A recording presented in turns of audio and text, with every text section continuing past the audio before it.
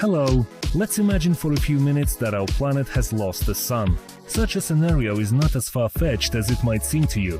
All it would take is for some wandering planet to pass relatively close to us, and with its gravity, it could easily fling Earth out of the solar system.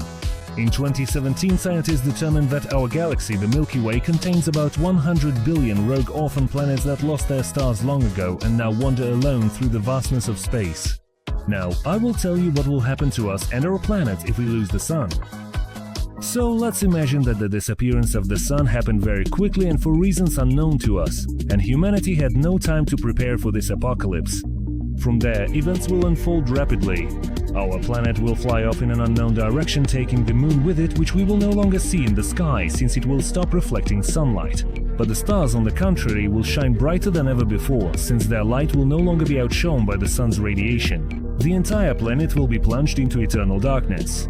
In a field outside the city, it will become 300 times darker than on a clear night with a full moon. Mass riots will break out in many parts of the world. Residents of hot countries, realizing the imminent arrival of incredible cold and understanding that their homes are not designed for low temperatures, will begin to flee en masse to places on Earth where the infrastructure can withstand harsh winters. At first, power plants will continue to operate normally, providing people with light and heat. Some estimates suggest that within the first 3 days, the average temperature on the planet will drop to 0 degrees Celsius. A sudden, severe cold snap will not occur immediately only because for a while the atmosphere and oceans will retain some heat. A week after the sun disappears, according to some calculations, the average temperature on the planet will drop to -17 to 20 degrees Celsius, while other estimates put it at -3.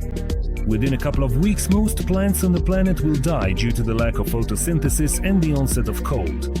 Large trees will survive longer thanks to their substantial reserves of nutrients. From this point on, no new oxygen will be produced in the atmosphere, but the existing reserves will last for a long time for several reasons. First, because after the plants die, there will be a mass extinction of oxygen consumers, that is, animals and humans.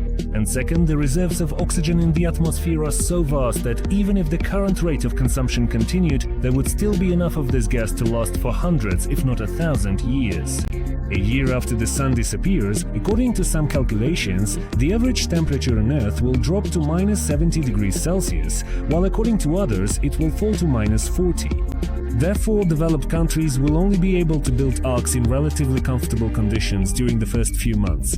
That is, of course, if panic and mass riots as well as raids by huge numbers of people from less developed countries don't get in the way.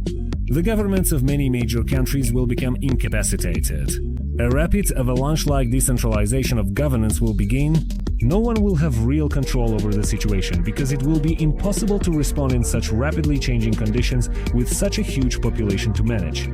Given that it will keep getting colder and colder, it will become obvious to people that sooner or later, maintaining most types of power plants in working condition will become an impossible task.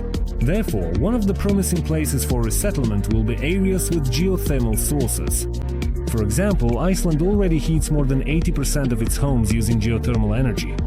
The main advantage of this type of energy is its virtually inexhaustible nature and independence from environmental conditions, time of day or season. As a result, there will be a mass migration of people towards such sources of heat. All of this will be accompanied by anarchy, chaos, mass killings and deaths from starvation. A year and a half after the sun disappears, the average temperature on Earth will reach -100 degrees Celsius. The oceans will be covered by at least a 10-meter thick layer of ice. At this point, stepping outside without a spacesuit would mean certain death within a few minutes. A single breath of air would freeze your lungs. This means that everyone who fails to settle in a safe, warm place within the first 12 to 16 months will perish. However, the rate of cooling on the planet will noticeably slow down. Nevertheless, over the course of 10 years, when the temperature reaches -125 degrees Celsius, the air will become so cold that its gases will begin to condense and fall to the ground as precipitation, at first in liquid form and then in solid form as snow. Because of this, over time the atmosphere will become thinner and thinner. Without a pressure-stabilizing spacesuit, you won't be able to leave the bunker anymore. Humanity will be forced to take care of building oxygen stations in advance. Or alternatively, melt the air collected from outside in its solid state. People will also have to find some way to set up the production of spare parts for equipment, generators and other things. And they will also need to create a biosphere with artificial lighting so that plants can carry out photosynthesis.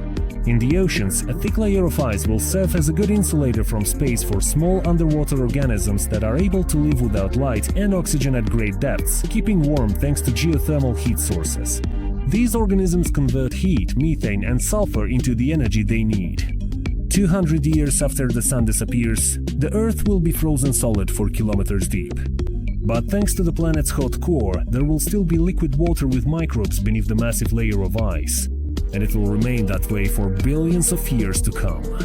David Stevenson, a professor of planetary science at the California Institute of Technology, believes that millions of years after the sun disappears, the Earth will reach a stable temperature of -160 degrees Celsius, at which the heat coming from the planet's core will equal the heat it radiates into space. In fact, the Earth will turn into a spaceship for microbes, and possibly even for larger creatures living on the ocean floor. But whether humanity could survive even the first 100 years after the sun disappears is a rather debatable question. If our star were to disappear suddenly, it would be an extremely difficult task to manage to build the enormous, fully self-sufficient arcs necessary for survival in a very short time, before construction work becomes many times more complicated due to the drop in temperature. But if we were able to predict the disappearance of the sun 5 years before the event, our chances of survival as a species would increase many times over. But even if we perish, there is a small chance that after wandering through space for several billion years, our planet will find a new star similar to the sun and begin to orbit around it. Then the oceans would melt, and the surviving microbes could start a new evolutionary race and might even reach the stage of intelligent beings. That's all for now. Don't forget to like, subscribe to the channel and check out the 2 previous videos.